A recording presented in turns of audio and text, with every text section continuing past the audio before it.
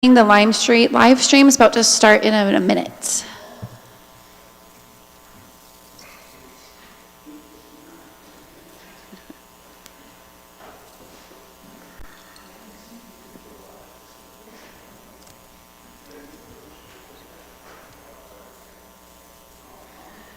Mayor Gandam, I'm just working with Councillor Aberly. She is remote today. Okay. Oh, there she is. Hi, sorry, I got confused. Oh, there we go. Happens to the best of us, Karen. Thank you. Perfect. So we also have Mike joining us through Teams as well. Yeah, I spoke to him on Friday. Excellent. Morning, everyone. Morning, Mike. Good to see you, Your Worship. And you as well, virtually even. Sorry it's virtually. Wish it was in person. No worries. All right, we're going to call the May 24th regular council meeting to order. Do we have anybody registered for the open mic? Nope. We do not have anyone registered for open mic. Perfect. Or is that you? Sorry. Okay, then yes. Sorry. For PRISM? Okay, we have you registered as a delegation, not for open mic. Yeah, okay, you're welcome. Perfect. We'll move along to 7, to the consent agenda, approval of the minutes, and the council action task summary. Looking for a motion? Oh, and we'll adopt the agenda. Councillor Nielsen. I'd like to add an item to the agenda. Notice of motion, please.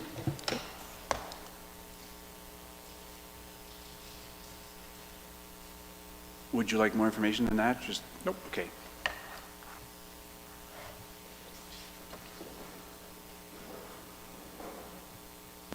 I think it was my first time running a meeting, not approving an agenda. Were we going to add just a line item in there for a notice of motion? So that it doesn't have to get added, or can that be one of the blanks? So the other thing in our council procedural bylaw, members of council are able to do a notice of motion when they're giving their attendance reports as well. Oh, okay. So that can be when it can be included as well in a meeting. Perfect.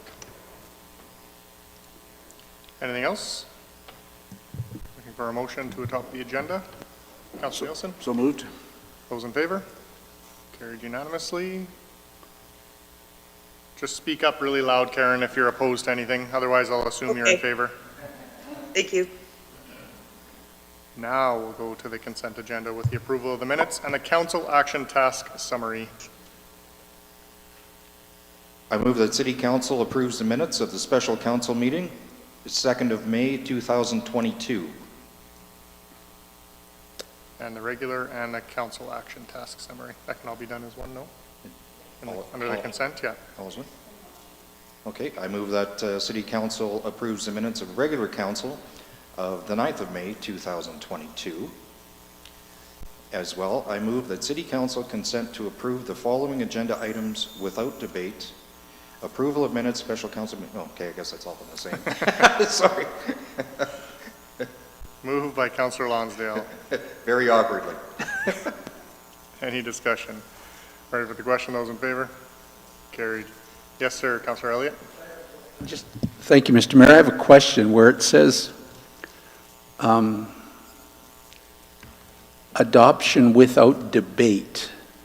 So when we approve the consent agenda, if there's something that you would like to have We can pull it out. You can pull it from the consent agenda? Yeah, absolutely. Yes. But the task summary, we can't? You can if you pull it. Okay. Any of those items, anything in the consent agenda, you Okay. could pull, yeah. All right. I've just never seen a motion that said without debate, so, okay, thank you. I hadn't either, but our ledge services manager is fresh out of training, so she knows better than I. So we're learning as We we are go. learning. Thank you. And I appreciate that very much. All right, we'll start off with some delegations from Canadian Pacific. Welcome, Mr. Lavecchio. Thank you. Good morning, everyone.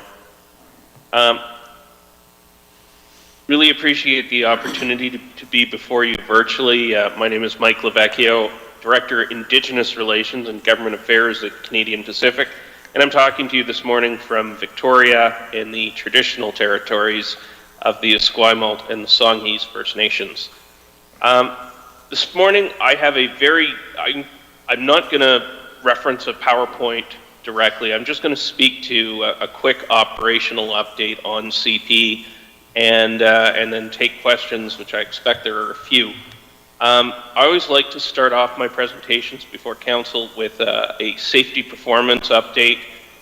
Very proud to tell all of you we had our best corporate performance, personal safety ever in 2021, and we maintain our leadership in train accidents, in the lowest number of train accidents within the industry. We have been the industry leader for 16 years. In terms of operations in the area around Wetaskiwin, it is of course a junction point for us where tracks branch off to up to Edmonton and east to Hardisty. So a critical location for us, lots of complexity within the city for you. In terms of the facilities that we have in the area, the majority of the trains you see are mixed manifest. You also see some intermodal trains, some dedicated grain trains, the occasional potash train. The closest hot box detectors. Hot boxes are sensors that we have that read the temperature of each wheel as it passes through the sensor. We have them between Millet and Wetaskiwin, in proximity to Gwyn Hill, and just south of Maskwacis. So very well protected around the city. Something I know is close to the mayor's heart are emergency response capabilities. We have substantial equipment that we can marshal if it's ever needed, and that is backed up with a strong contractor network.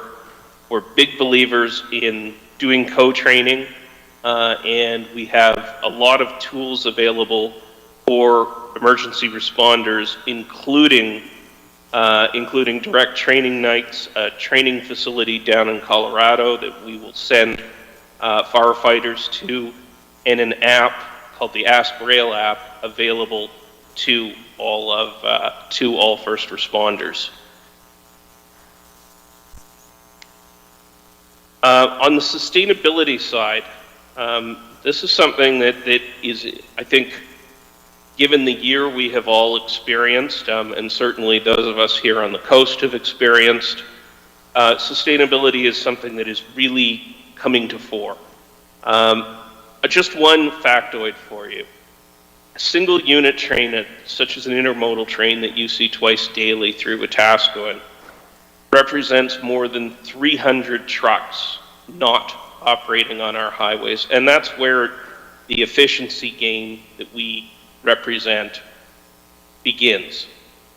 A freight train is 4 times more efficient to move goods than trucks and emits 75% less greenhouse gases. But we're working on some other projects around sustainability. You may have heard that we are in the process of designing and building 3 hydrogen fuel cell powered locomotives. CP, of course, was in the business of building locomotives last century, but has not been in the locomotive business in a long time. We're doing this as a proof of concept, and once the first of those 3 locomotives is now up and running, it will, we believe, our plan is to put it into tests between Calgary and Edmonton later this year. So it is something that you will in fact see coming through the city once it's in operation. Ultimately, we would license, if the tests are successful, we would license the design for broader application. We're also big believers in technology. I spoke about the hotbox detectors. Technology is something that, for us, gives us a quantum leap in terms of our safety performance. We're deploying different types of sensors and cameras across the property now. One set of cameras that we have implemented in British Columbia and Saskatchewan takes 80 pictures per second of a rail car at predicted points as it passes through the camera grid. Out of that, we use artificial intelligence to look at how the car, at the condition of the car versus what it should look like.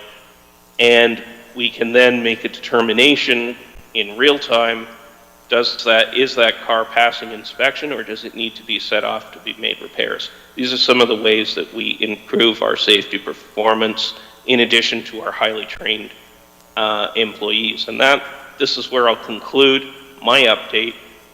We are absolutely hiring right now. Anybody in the community who is interested in becoming a locomotive engineer or conductor, some of the other jobs that we have posted should go to the CP careers page, cpr.ca/careers. That's it for me. A very quick update. Love to get into questions and answers with council and appreciate the opportunity to be here. Thank you. Thanks very much, Mike. I'll entertain a motion, and then we can get into questions. Councillor Elliott. Mr. Mayor, I would move that City Council accept the presentation as information. Moved by Councillor Elliott. Any questions? Go ahead. Good morning, Mike. How are you? Good morning. Good to see you. I haven't seen you for a while. Mike, I have a few questions about maintenance. Sure. It seems that it takes a while every year before CP Rail decides to cut the grass and stuff along the railway tracks. Usually it's into August, late August, and I'm just wondering if there could be something that happens a little bit quicker just to keep our city looking more tidy. I appreciate the question. It is a common issue. We look at it a couple of ways. You will see in relatively short order, you will see our track maintenance train come through. It sprays herbicide on the rock ballast, and that is to prevent growth within the rock ballast. It does not reach the ground.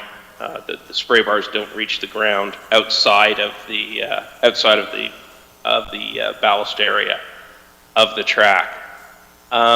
That is first and foremost to protect the ballast from invasive growth, which could undermine the track structure. We have, and I think you'll take this with a grain of salt, but we have found that leaving some growth adjacent to the tracks does inhibit trespassing.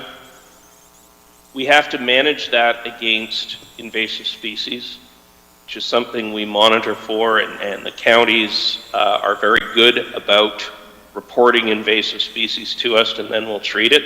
So there's a lot going on in that space in terms of monitoring, but I take your point on the visual. The only thing I would ask you to consider is that given the very large footprint we have across North America, it is something vegetation management is something we do opportunistically, and just because of the very large footprint. Okay, thanks, Mike. But we are fenced along our railway tracks, so that does inhibit trespassing already, but Granted. things grow on the sides. Okay, the other one is related to the railway crossings themselves. Is there a way that they can be smoothed? I know that we're not allowed on your property, so that all has to be done by CP staff, correct? Correct. So I'm just wondering because some of the railway crossings are really not very smooth. They're great speed bumps, but they're not very smooth to go across. When I think of the crossing, I think it's the 50th Street crossing that's right by Fast Gas. That one always comes to mind. Yes. Just the way it steps down. we are victims of topography to a certain degree in Wetaskiwin, because the track has to be level, and where the crossing is, it's on a slight downward hill going west to east. Yes. So you get that sort of stare down in a way. There's no perfect way to smooth that out.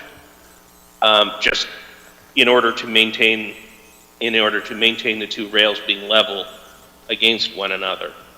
That said, our engineering team does coordinate when crossings are replaced. They do coordinate with your public works team. They work together to make sure the approaches are as smooth as possible. We're also moving towards a better standard in terms of the crossing planks. We're now using a concrete crossing plank that is both more robust and smoother, and it doesn't sink the way the asphalt can sink in the heat. So it's a space where there's some improvement, but candidly, it's never going to be perfect, Councillor. No. And I realize that, but I feel I have to ask the question. And I appreciate that. And I feel I have to ask one more question, Mike. Please. How long can a train sit and block a railway track? Great question. The Canadian Railway Operating Rules mandate that a train can occupy a crossing for up to 5 minutes when traffic is present. Traffic is no longer present, it can occupy at will. We do monitor the crossings in Wetaskiwin very closely. Obviously, it bisects the city in, well, 3 quadrants. What you do see, if a switch needs to be lined at the south end of town, if a train is coming off the Wetaskiwin subdivision, heading south towards Red Deer, you will see that train stop. You'll see the conductor get off, line the switch, get back on, and the train proceeds. Yes. They try to do that within that 5-minute envelope.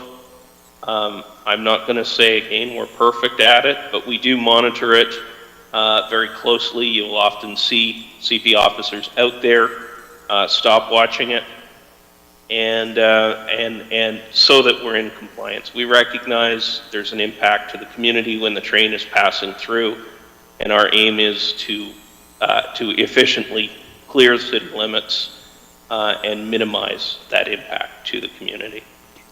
Thank you, Mike. It's nice to see you. Thank you, Mr. Mayor. Thank you, Councillor Elliott. Anyone else? Mike, can we start or restart the conversation or what the city can do moving forward on a pedestrian footbridge? Absolutely, Mayor Gandam. It's a conversation we can have. Perfect.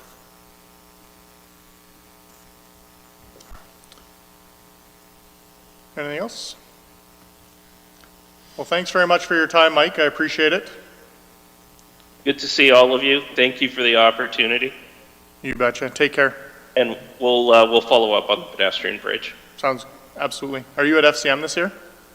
Doesn't look like it at this point, but anything is possible. Good enough. All right. Thanks again, Mike. Thank you. Have a good day, everyone. You too. Ready for the question? Those in favor? Carried unanimously. Next delegation, the Rock Soup Greenhouse and Food Bank. I just spoke with Magpie ILQ on the phone, and they are unable to make the meeting this morning. Okay. Item C, we have PRISM. Welcome. Dean, is that mic on?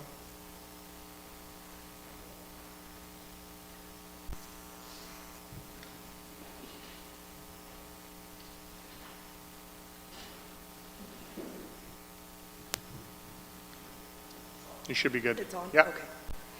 Okay. Good morning, everyone. Thank you for letting me speak this morning. My name is Lisa Circa. I'm part of PRISM Wetaskiwin. We are asking for a few things.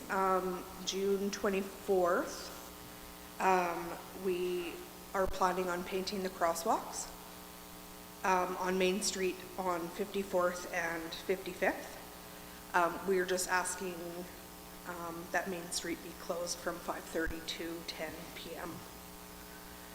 on that day for crosswalk painting. Also, June 25th, we are having Pride in the Park and asking if Jubilee Park would be available from 7 a.m. till 9 p.m. With access to power on the stage, the water fountain connected to Northwest College, garbage cans,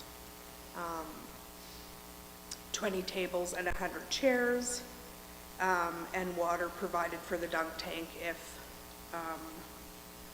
we can get one.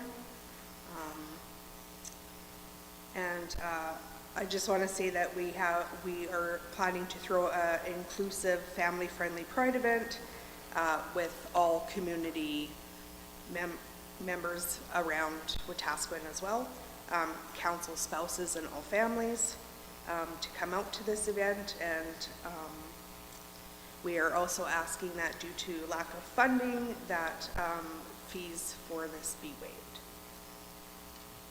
Thank you.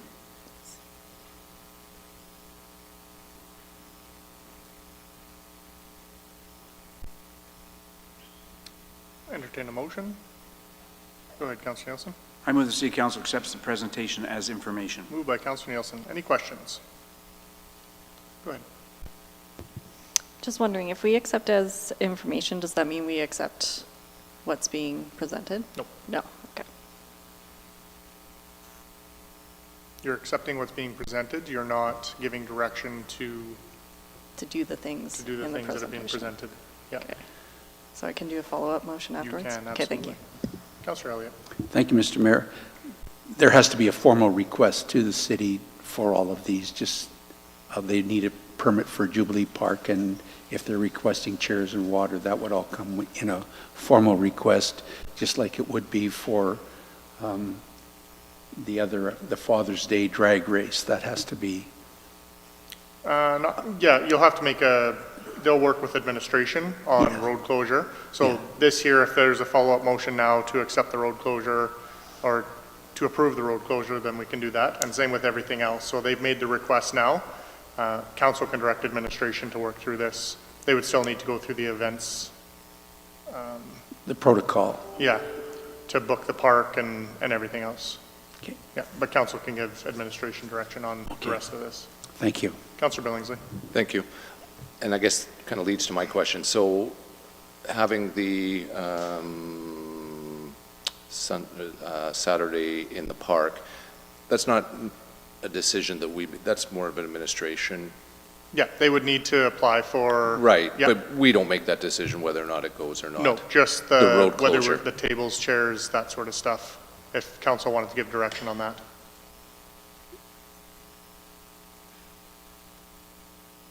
Would that not necessarily be an administration? No, because we run the grant and aid program to look after these types of costs. Okay, So if that wasn't approved or they hadn't applied for it, then council would have to give administration direction to approve that, because there would be a budget impact, right? You would have staff time and the use of city amenities. and the crosswalk, we would because of a road closure. Crosswalk, the only road closure we need to approve is Main Street. So we Gotcha. have to approve that one. Aside from that, administration can approve anything else. Good, thank you.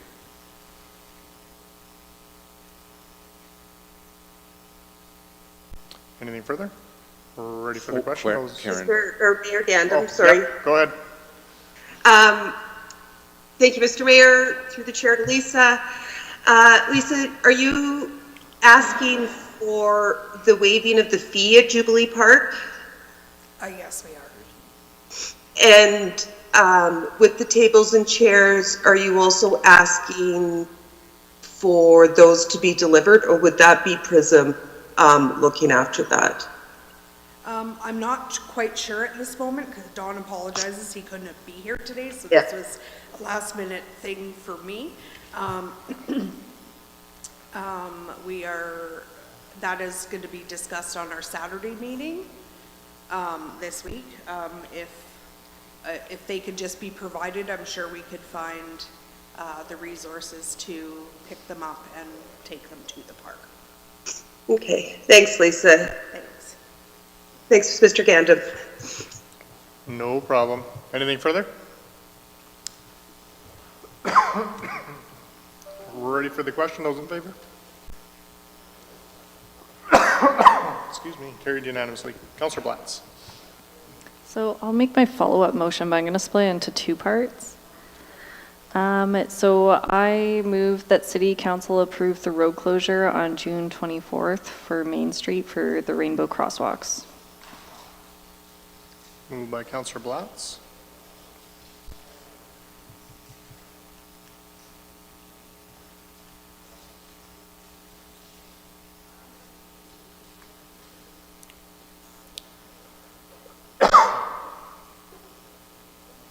Any discussion? Councillor Billingsley.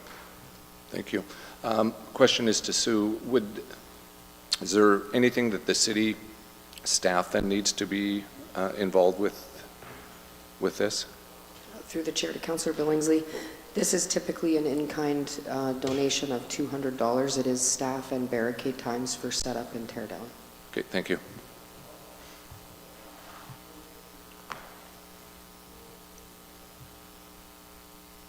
Councillor Elliott. Thank you, Mr. Mayor. And the paint is paid for by PRISM, not by the city, correct? I don't know who, if it's still paint that was donated. The city does not pay for the paint. Correct. Thank you.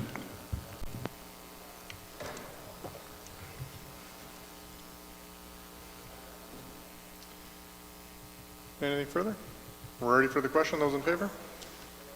Carried unanimously. Councillor Blatz. Okay, and so round two will be, I move that City Council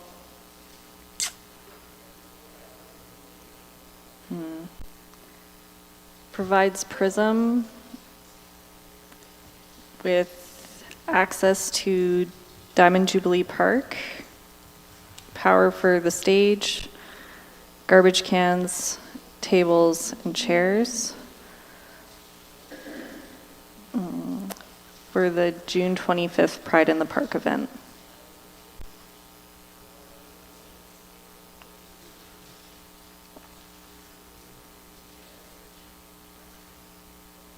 Councillor Billingsley. Thank you. It's my understanding that PRISM came to us for the grant and aid at budget time and the monies were pulled. I'm just wondering,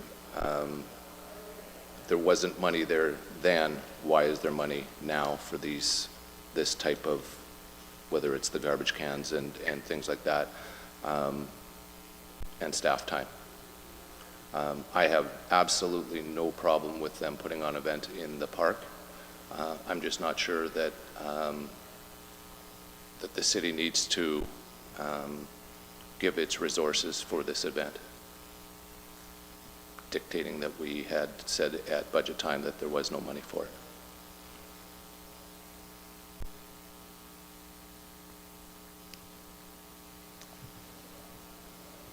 Go ahead. If I remember correctly, though, for the grant and aid, it wasn't strictly for the Pride in the Park event. It was for other things, too. So this is more just giving resources such as power, garbage cans, tables, and chairs, rather than giving the funds that they were asking for.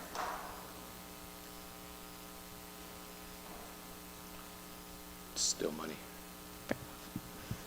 Councillor Elliott. But there is still a cost to the city. And I think the reason that it was turned down was because this is a fledgling organization. It has just started up. And that's why we decided we weren't sure if we would give them money. The other thing is, if we do approve this, it's going till 9 o'clock at night. So then who looks after the garbage cans, tables, and chairs and everything at 9 o'clock at night to make sure that they're safe and secure and not left overnight? Thank you.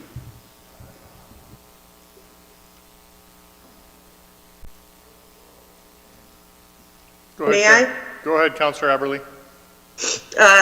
Thank you, Mr. Mayor. Through the chair to council. I understand that we did not approve the $3,000 in funding for this in the grant and aid. And we had originally approved it and then had not because of the fledgling organization and not 100% sure, fully confident in money spending because of previous accounts. I think that providing at the very least the stage for free and the power hookups and the park in general is something that we can do. Sorry, and my brain is still foggy. But I would also recommend if they are able to transport under the condition that they're doing the transporting of the materials themselves, that this is a way that we can, at minimum cost to the city, without handing that cash over that we were concerned with right away, that these are ways that we can still continue to support these important projects in our city that do talk about diversity and inclusion, and we are asking other groups to take that on, and this is one of the ways we can support it. Thank you. Councillor Nielsen. Thank you. I concur with Councillor Aberley, and I will support the motion. We were challenged with the decision whether to continue our involvement with the Diversity and Inclusion Committee, and we're told that from a city perspective, we did not have the manpower to have that portfolio on our plate all year long. I still believe that we have, as one of our principal mandates, a desire to be an inclusive community. And I think this is one small way of showing our community that we support the notion of diversity and inclusion in our community at a minimal cost. So I'll support the motion. Thank you.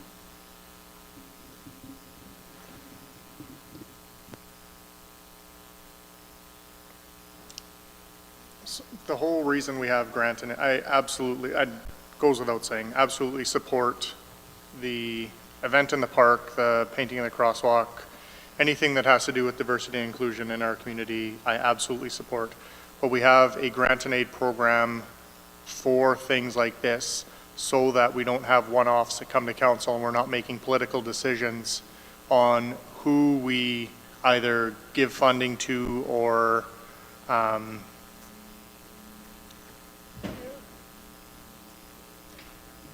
work in lieu of funding, whether it's city supplies or people power that are moving stuff around, looking after the park. I can't support that based on the entire reason we set up the grant and aid policy is so that we don't have these one-offs and we're not making political decisions, having groups come to council asking for help and support. If we support or approve this, then what's to say to the next group that comes in and asks for support from council outside of the grant and aid program? And how can we then say no to them? We're now basing it on our personal belief on what's more important in the community. And I think the grant and aid program is exactly what we needed to get us away from making those types of political decisions. Councillor Elliott. Thank you, Mr. Mayor. If they came and picked up the tables and came and picked up the barricades, there would be no cost to the city, correct? Correct. And so all we have to do is turn on the power and connect water to the building where Norquest is. But that's what we have a rental fee for that. If somebody books the stage, there's a fee for that, and that would be the hookup to access to power. and I'm not sure where water would come from, and if it's coming from Norquest, that would have nothing to do with the city. Okay. What is the fee? I'm not sure. I think $50. $50. Okay, thank you. Councillor Nielsen. Well, my memory's a little bit different than some of my colleagues here. It was my recollection that budget time, part of the reason we did not support the grant and aid program was because the previous recipient, who happened to be the founder of this group, had not completed their financial accountability report on the money that was issued to them. In this circumstance, and I voted in favor of not granting that that money. However, in this situation, we're not granting them money. We're not turning money over to them and asking them to be accountable for it, because we are completely accountable for it in terms of how much Sue and the admin team deem to put into it. And so we're not asking them to be accountable for the dollars, because we ourselves can be accountable for the dollars. And I think we need to separate those two issues. Because at the time of the discussion, there was lots of support to be giving PRISM the grant and aid program until such time as we asked for the previous accountability, and there wasn't any. And at that point, it was turned down, not because of the request for things like this. So again, I will support it. Thank you.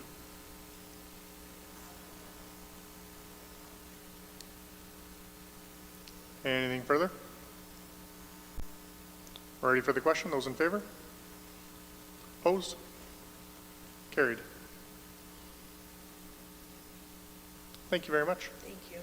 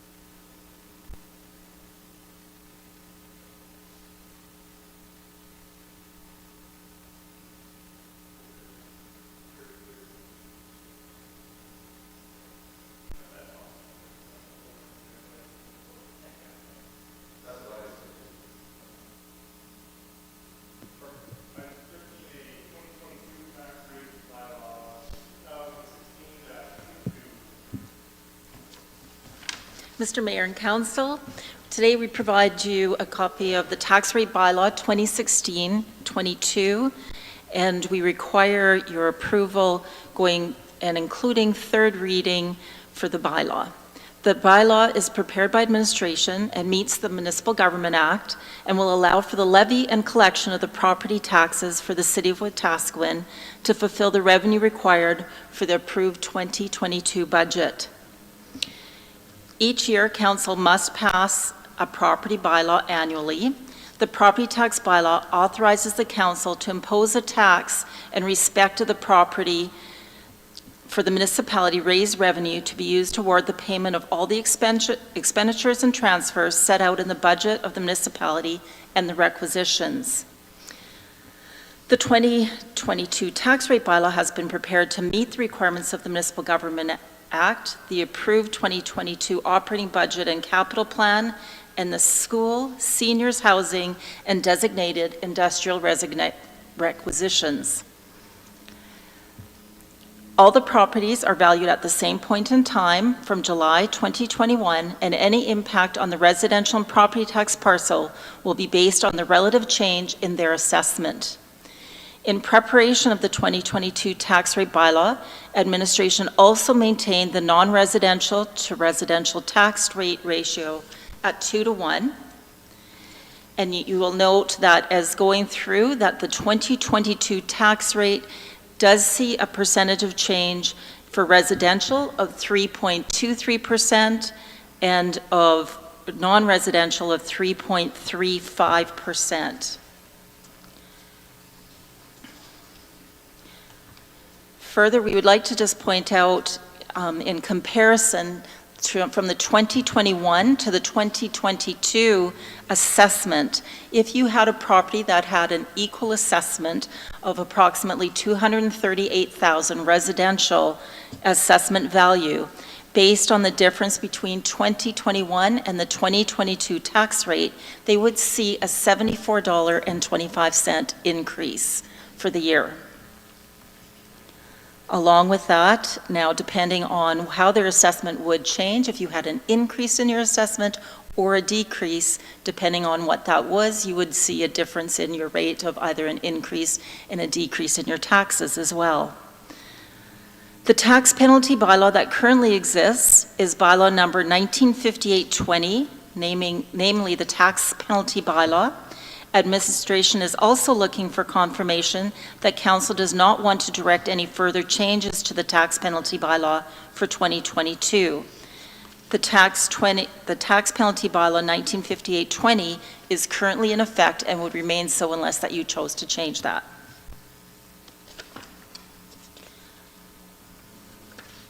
If so, we would ask that Council consider Administration's recommendation to give first reading to bylaw 2016-22 and continue forward to third and final reading upon unanimous consent by the Council. Thank you.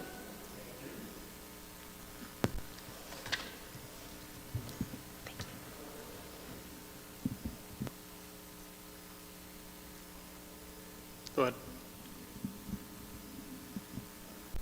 I want to be scolded by legislative services for not having my mic on. I move that City Council gives first reading to bylaw 2016-22 cited as the 2022 tax rate bylaw. Moved by Councillor Nielsen. Any discussion? Councillor Billingsley. I guess my question will be to Barb through the chair. You had asked about the penalties if we want to revisit that, and I guess my question would be, is this working? It's a pretty substantial penalty for the residents and commercial property owners. Is it I mean, this is obviously before your time, but we brought that in probably 2 years ago, thereabouts. And I'm just wondering, is the data there to support that that's actually incentivizing people to pay? Like, are we in a better position than we were 2 years ago as far as past due accounts? I can answer that actually for you. As I was here last year as well during the tax time, I was familiar with the tax rate bylaw that was in existence and the ratepayers' reaction to that. For the majority of people, we have encouraged people that if they aren't able to come up with the entire balance to pay as much as they can, to assist in reducing that amount in their penalty. Further, we are encouraging people to come on our monthly payment plan, which what the council had approved is an opportunity for people to place their taxes over a 12-month basis, and that seems to have helped. So we've actually probably increase that by between 10 and 15%. So we're looking at continuing to marketing that program this year as well. And then hopefully that by continuing getting 10 to 15% each year, that allows people at least another opportunity to pay as opposed to incurring a penalty. Because the opportunity for us to collect the tax as opposed to having those outstanding balances and then having to further borrow if we needed to pay our expenses is what we're trying to eliminate. And that was one of the reasons in that you would increase that, is to encourage people to make those payments or to seek lending from other resources. We're not a lending facility, so they can, go through their financial institution, which has a much lower value or lending value at this point. So at this, I can see that it is working. Your collections are coming down substantially, aside from, continuing to work with people that are in arrears. That helps to reduce those amounts too.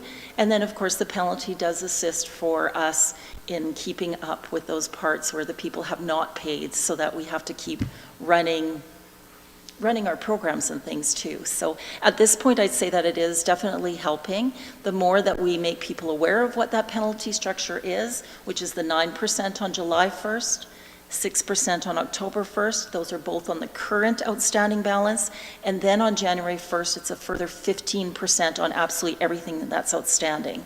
So we try and really work with people now, so you'll find that the staff are working a lot closer with everyone. So hopefully that helps. Thank you. Councillor Elliott? Thank you, Mr. Mayor. Just wondering, are people still allowed to pay using a credit card? Actually, the credit card has never been an option for property tax payments. Okay. So unless somebody uses a balance option check, like through theirs, which does not have a fee to us, so they could write a balance transfer check from their credit card. They do incur a fee with their own credit card company. That doesn't give one to us, just as we would accept a check from a different financial institution or from a checking account. They can still use that as a means of paying through their credit card if they wish, or they want to get points, for example. But otherwise, for property tax, we don't, because we don't have that built into the budget in terms of if everyone paid by credit card and we had to incur a substantial fee for that, it would cost us a lot more. Yes. Just one other thing. Is there a government program to help people who are challenged paying their taxes? At this point, there is one that's eligible for seniors. So if seniors would like to, that there is funding that is available through the provincial government where they can actually put it onto their title, and it gets paid as when they sell their property. But they would have to make application for that, and we do have applications available, and also direct them for people who are. For other people at this point, there isn't necessarily a specific program that is available for them, other than our monthly payment plan or making payment arrangements to reduce their amounts. Thank you very much. Thank you. Thank you, Mr. Mayor. Thank you. Anything further? We're ready for the question. Those in favor? Carried. I move that City Council give second reading to Bylaw 2016-22, cited as the 2022 Tax Rate Bylaw. Moved by Councillor Nielsen. Any further discussion? Ready for the question? Those in favor? Carried unanimously. I move that City Council gives unanimous consent to third reading of Bylaw 2016-22, cited as the 2022 Tax Rate Bylaw. Moved by Councillor Nielsen. Any discussion? We're ready for the question. Those in favor? Carried unanimously. And finally, I would like to move that City Council gives third and final reading to Bylaw 2016-22, cited as the 2022 Tax Rate Bylaw. Moved by Councillor Nielsen. Any discussion? We're ready for the question. Those in favor? Carried unanimously. Thank you very much. Thanks, Barb. Thanks. Item 14A, Council Committee Reports and Attendance. Councillor Billingsley. I move that City Council accepts the report as information. Moved by Councillor Billingsley, and you can start us off. The only thing I'd like to add to my report that was submitted was on Wednesday, Sue and I met with the Millet Town Council and gave a brief presentation of what Peace Hills Utility is going to look like, opportunities to partner with Millet, and it was really well received. They did have some questions, not a ton. It was just more of an informational meeting. Followed up that in the afternoon, we had our initial Peace Hills meeting, and we met with Laura and Sam. Going forward, I am very much looking forward to the professionalism that they bring to the table. Thank you. Thank you. Councillor Elliott. Thank you, Mr. Mayor. Just a few things. Councillor Lonsdale and myself attended the county open house and were welcomed very cordially by all, and it was quite enjoyable. Along with Councillor Aberley and Councillor Blatz, I attended the Doug Cardinal presentation, and it was very heartfelt, his presentation, and basically he was saying, be honest, have an open heart, and life will be better. And there was a grand opening last week in the mall of a wellness center right across from the AHS Center, and they were very pleased to receive the plaque on behalf of the City of Wetaskiwin. Thank you. Thank Thank you. Councillor Lansdowne. Thank you, sir. Just a couple of things I had. Became a little ill, and then I was out of town and didn't get my report in. I was proud to represent the city at the Wetaskiwin Royal Canadian Legion Ladies Auxiliary 75th anniversary. Very well attended event. Nice to get out and actually see people in person. And also, as Councillor Elliott said, we attended the county open house, and it was a really good time. We had an opportunity to sit and have some lunch with some county councillors and just had a really good conversation, meet some people, and move forward. Good. Thank you. Thank you. I was so busy I didn't get my report in as well. I was able to present in Jasper at a 13 Ways Leaders Camp, which was phenomenal. I had the opportunity to meet with BYLAWS virtually, trying to get some of the covenants released on the property around Walmart. So our administration is working with them as well. I attended the Leduc State of the City address, which was well attended. They do an amazing job with their video. And then the Chamber Gala Awards in Leduc County as well a couple of weeks ago. Some of our local businesses were recognized, nominated, and a few of them had won a couple of awards as well. And I know that Karen will likely speak to that as well. So it was pretty great to be a part of and to see all of the excitement that was going on there, getting to meet in person again and having some of those businesses persevere through COVID and the lockdowns and the shutdowns and the closures, to see everybody coming together and celebrating each other. It was good. Councillor Blatz. Thank you. I, too, have been a victim of not sending in my report, but this is not unusual for me, so I will once again do better. So as Councillor Elliott said, went to the Douglas Cardinal event, and it was great. It was really well attended. And I had the opportunity to go backstage with him and have a smudge ceremony with the elder as well, right before he went on stage.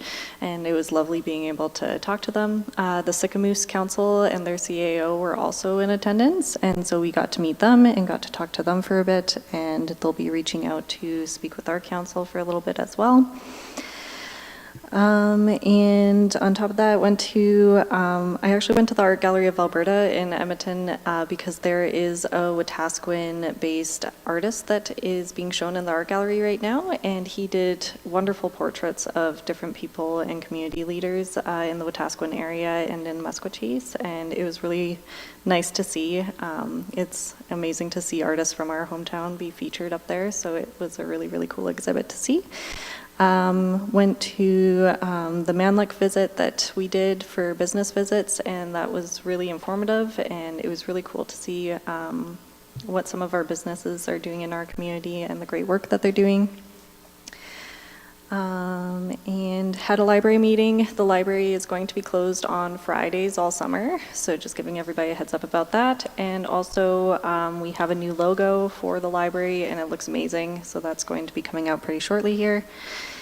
And I started my Green Municipal Fund training, so I started all of the council training on that, and it's a lot of work and it's a lot of learning, and it's been a lot of hours of trying to get the lingo down and figure out what's going on. But I had my first Green Municipal Fund Council meeting last week, and I'm really excited to be a part of it and really excited for the work that we're going to do.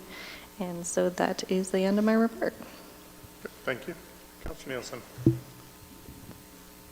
Thank you. Not much to add other than what I've reported here, except to say that my apologies to the group that met with Millet and in the MCC. I was ill that day, could not attend, although I tried to take credit for being there on this report.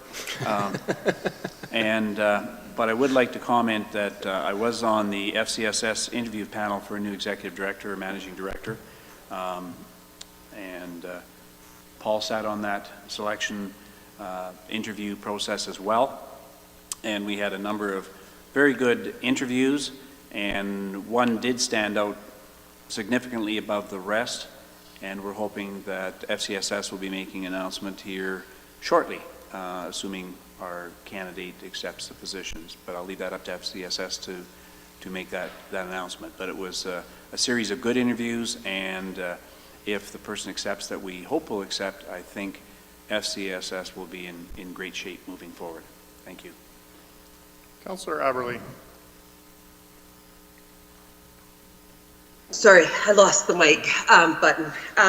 Thank you. So, as I have in my report, the big thing for me was really passing my subdivision and development appeal board training.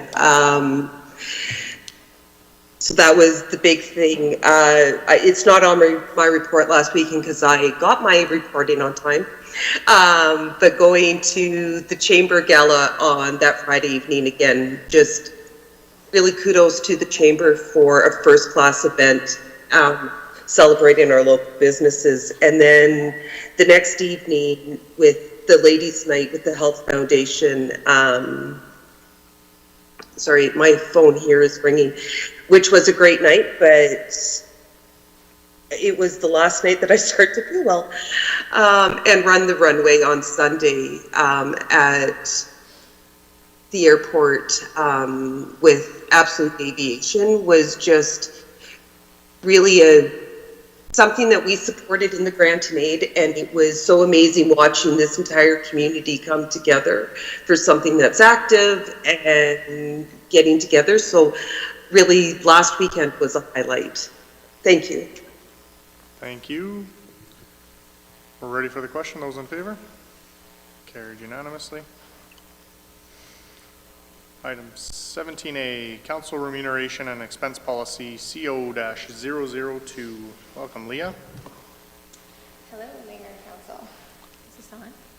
Yep.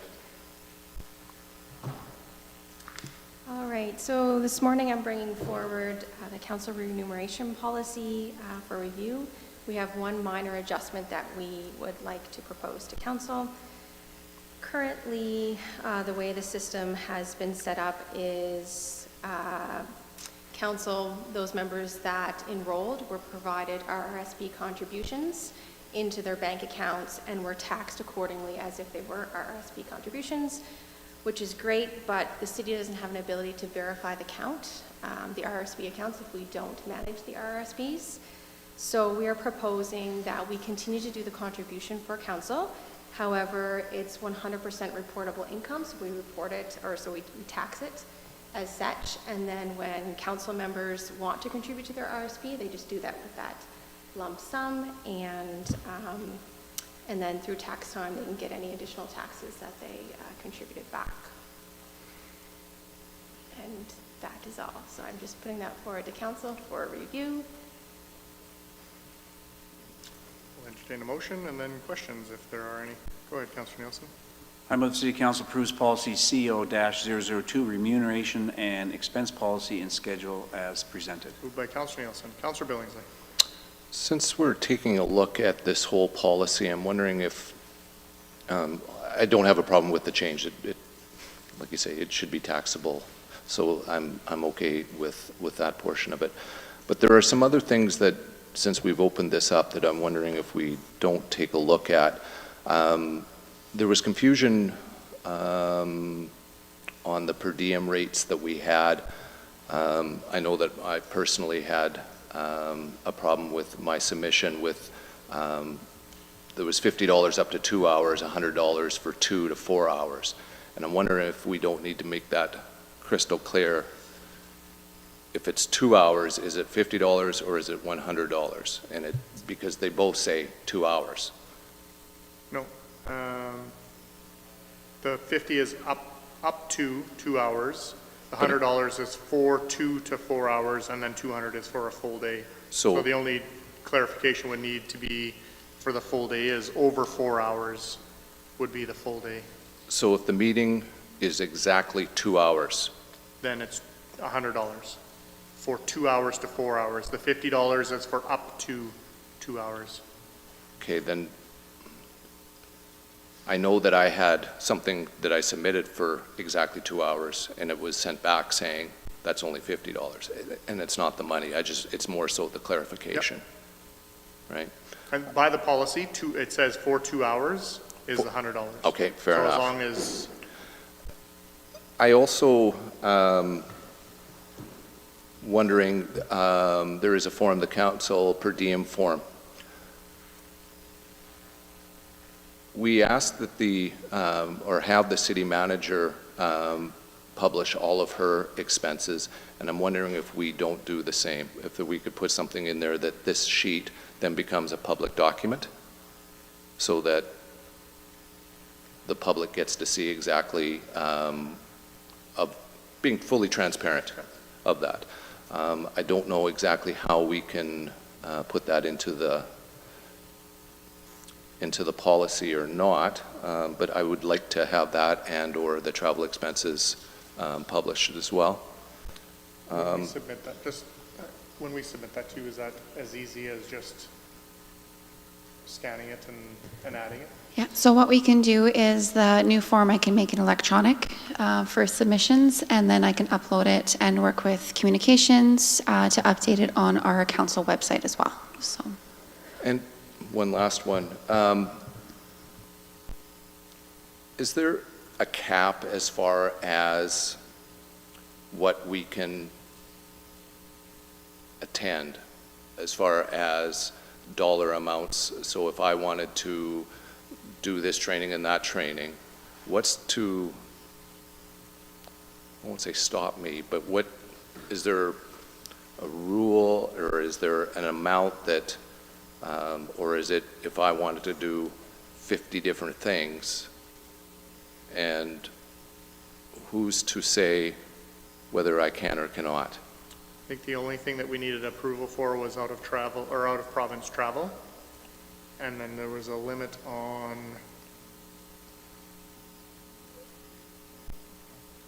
yeah. So in other words, if I wanted to do something and it's $7,000 for this course, is there anything in the bylaw that says that I can't do it?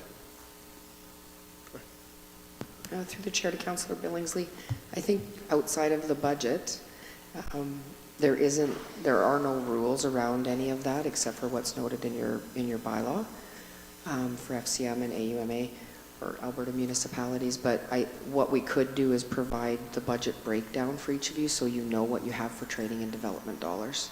Okay, so there is, because I know in the budget that we had, I think it was $6,200 or something to that effect. So that is the cap then? Yeah, there's a group training piece, and then there's an individual training piece, I believe, but we could get that budget broken out for you. Wonderful, thank you. Councillor Elliott. Thank you, Mr. Mayor. When I'm looking at this policy on the annual remuneration, it was my understanding that council got half of what the mayor got paid. Is that correct? It was before they took out the 1/3 tax-free incentive through the federal government. Okay. Yeah. So now so it's... They changed it so that the salary was changed so that your take-home didn't change. So I don't know if that reflects the change and why the difference between the two salaries. And then council also took a 5% decrease in their salary as well. Okay. No, I wasn't looking for a raise. I was looking for clarification. So, and I would also, while I have the mic open, I'd just like to thank Leah and wish you well going back east. But thank you for all that you've done while you were here, and appreciate what you've done to establish a human resources department in Wetaskiwin, and all that you've done to help us and the staff. Thanks very much. Thank you. It's been a pleasure. When is your last day? Well, I haven't really given it. It's the end of June. Oh. I know, but this may be the last time that we see her officially in council. That was all. I wasn't trying to get rid of her. Councillor Lonsdale. Thank you, sir. Just a comment as what Councillor Billingsley was saying. I agree wholeheartedly. I'd like to see these, the per diems published, and you know what, for the monetary reasons, but also for the reason that the community can see what other things we attend, what other courses we go to. A lot of people think we meet twice a month and that's it. So I think it's a good opportunity to get it out there that there is more to the job than that. So just a comment. Councillor Billingsley, 4B, if as designated member of a committee, board, foundation, or society, the member elects to take an additional duty such as participating in an organizational meeting or taking on other work for the committee, the member shall not claim per diems for those additional activities. So we could include in that any courses, training outside of what your role requires wouldn't be included unless approved by council. So what you're saying, so if I decided I wanted to do a budget, whatever, and that's on my own, fits in within the parameters of our, but that's not per diemable as far as my time. I just would be able to do the training. That would make sense. It would, but I don't think that it states that clearly.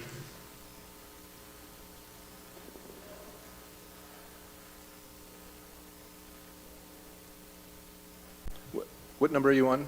4B. It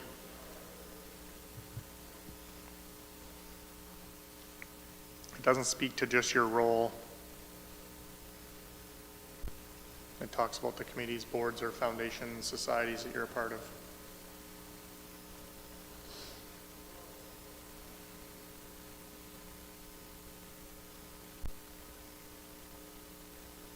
So no, I don't think, the way I interpret it, that you would not claim a per diem.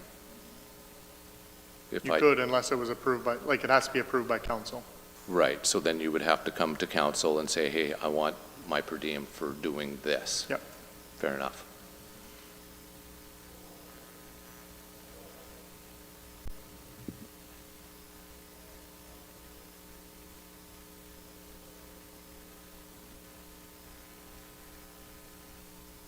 Anything else?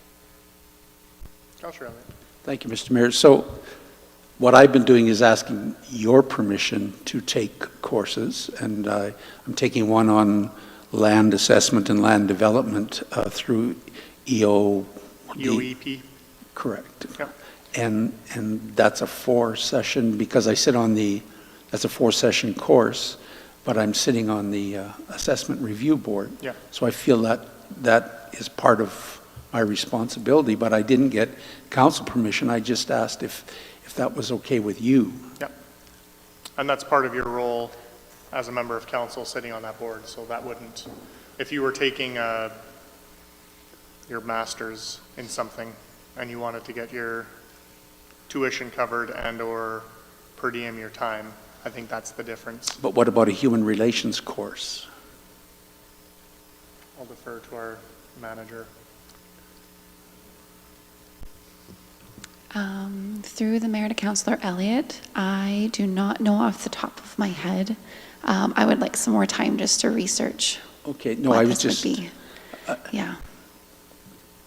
but there are lots of things that relate to our job that could enhance us in our knowledge and how we deal with council items. So anyway, Yeah. The training for you in your role as a member of council, if we need to have it more clear in the policy that it should be covered, then I would absolutely agree that what's listed here in 4B is if you're taking on extra work for a board or committee that you sit on, that it wouldn't be per diemable. and so would that cover, and I'm not meaning to pick on you, but so you're being vice president of Alberta Municipalities, that's a separate item? Completely different. Or Councillor Blatz being on the Completely different. Municipal Green Fund? Yeah. That's not redeemable through our council? Nope, not at all. Okay. Just clear. And so if we're getting a per diem from another organization, we shouldn't be double dipping either? No. Correct. And I don't know if it's listed in our policy, but I know that in my Alberta Municipalities policy is that I can't double claim for any of the work that I'm doing with them. Okay. Thank you. Yeah.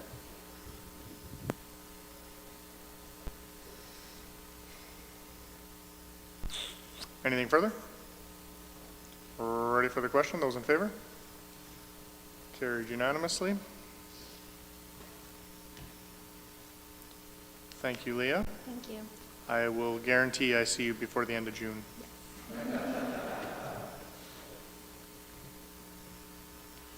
17B, temporary road closure, Main Street, 50th Avenue for Canada Day Parade.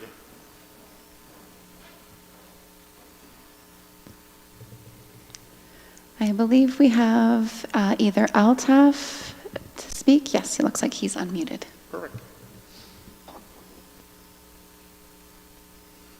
Good morning, Mayor and Council. Welcome. Thank you. My name is Altaf Durrani. I'm the Manager of Engineering at the City of Wetaskiwin, and I'm here to present an RFP for temporary closure of 50th Avenue, Main Street on Canada Day 2022. Sorry, I forgot to turn on my camera here. Okay. Megan Patterson from Canada Day Planning Committee has contacted the City Council to request the closure of 50th Avenue from Manlack Aquatic Center parking lot to 55A Street on Friday, July 1st from 9:30 a.m. to 1 p.m. in order to hold the Canada Day Parade. This request is in line with the city's strategic goals and their measures of success. And Section 42 of Bylaw 1893-17 provides that Main Street closures must be approved by Council.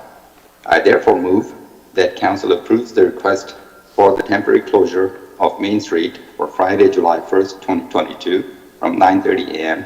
to 1 p.m. Thank you. Thank you. Entertain a motion and we can get into discussion. Councillor Blatz. I move that City Council approves the request for the temporary road closure of Main Street for Friday, July 1st, 2022 from 9:30 a.m. to 1 p.m. Moved by Councillor Blatz. Any discussion? What do we get to ride in for the parade? Whatever council wants to plan on their own. Fine. Anything further? We're ready for the question. Those in favor? Carried unanimously. Item 17C, notice of motion, residential parking restrictions.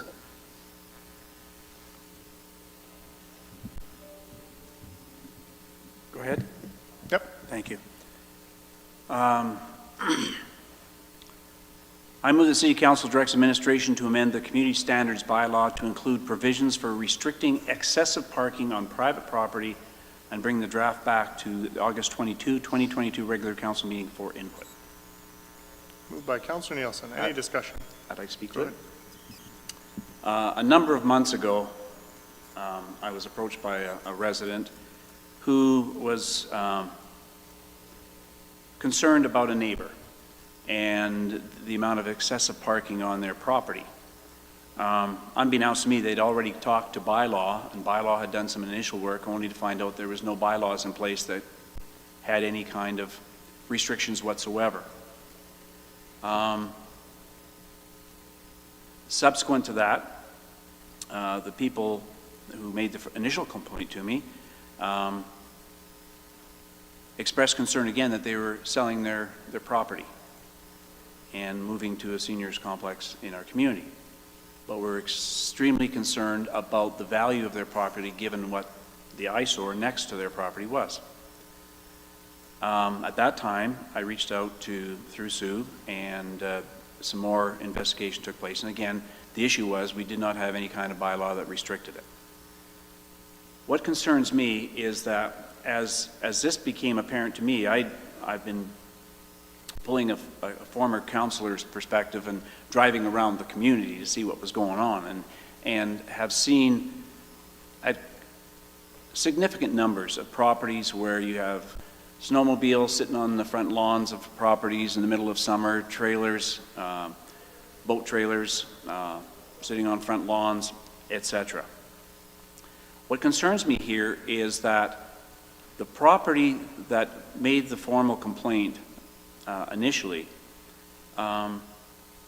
feel strongly that they're not going to get value for their home, which is the assessment. We've all talked about assessments. And some years ago I talked about, are we arbitrarily having our assessments devalued by actions that we take or don't take. And in this case, this property is about a 2,800 square foot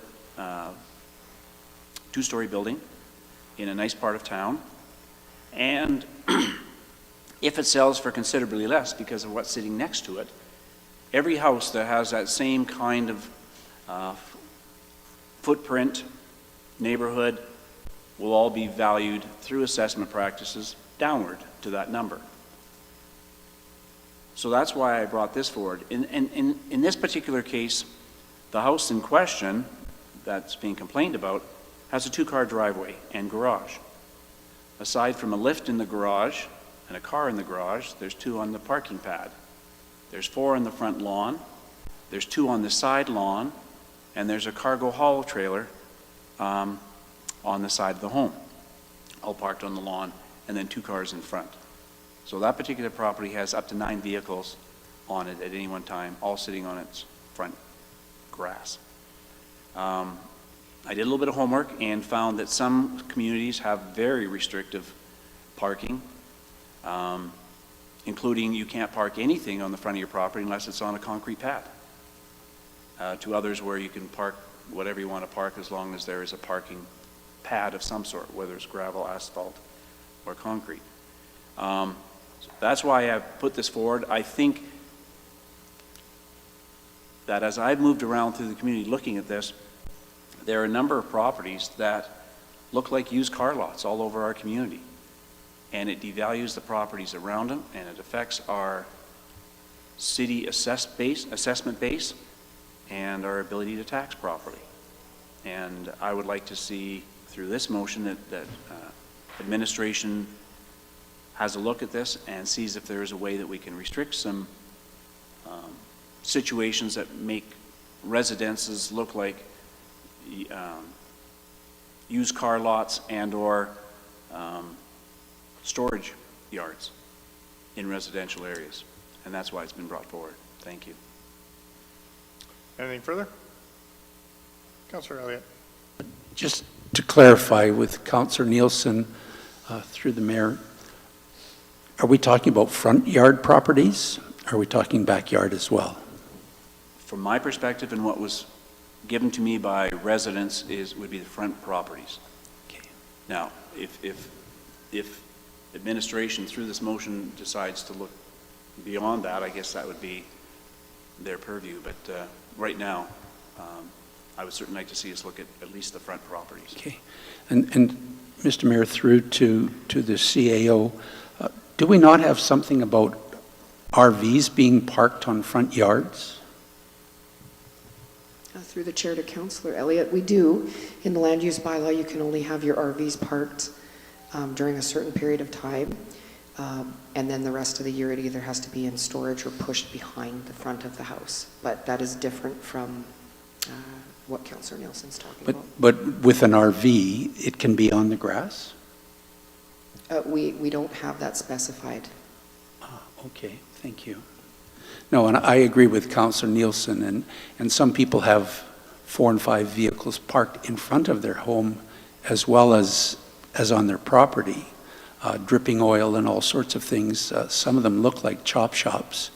And no, and I don't mean that in a funny way. They do. It's the number of vehicles, and they're all in various conditions.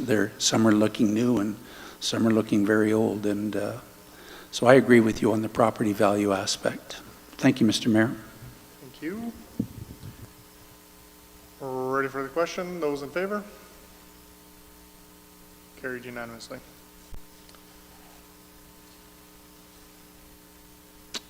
Notice motion from you, Councillor Nielsen.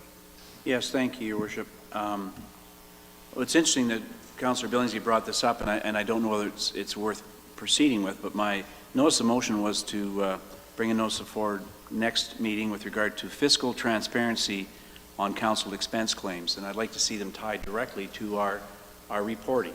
So if we're being asked to report our monthly attendance, then for the sake of notifying the community, should not also include our expense sheet. So the two side by side, I mean, our meeting report really is the precursor to the expense claim report. And I really wonder if those two should not be presented together. So that's why I don't know if it's worth, because I don't know what the direction is right now with regard to Councillor Billingsley's request to make it more transparent, how that fits into what I would have done through this notice.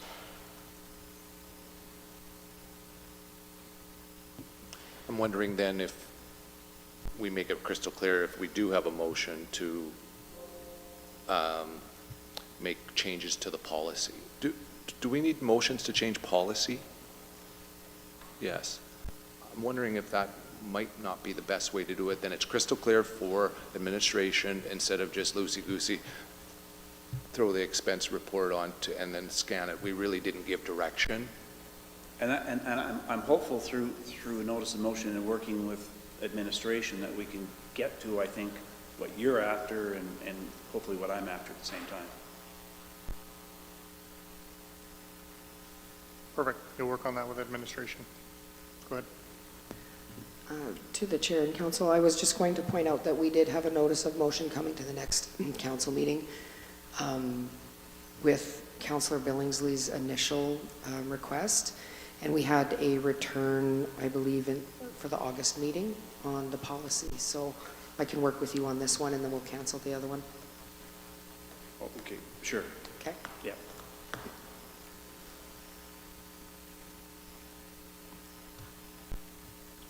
Anything further?